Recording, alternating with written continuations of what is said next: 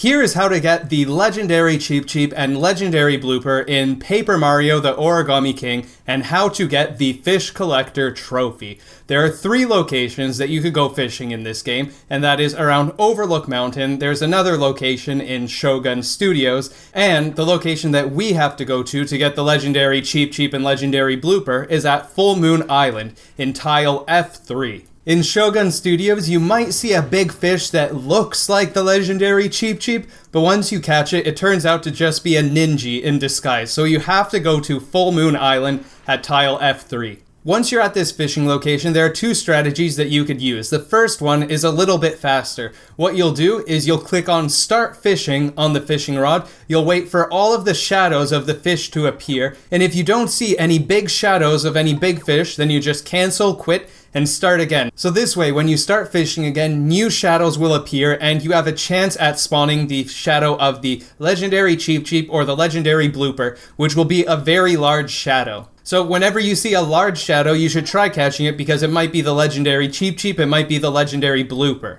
Sometimes when you catch a fish from one of these shadows, it'll be a fish that's around 200 centimeters, but it won't be the legendary Cheep Cheep or the legendary Blooper until it's the fish that is 400 centimeters. The second strategy that you could use is, while you're fishing, try to catch every single fish. Now, you don't have to catch every single fish, but once the fish has an exclamation mark pop up over its head, then you could just click reel in or cancel right away. So that way that fish will disappear and a new fish will spawn.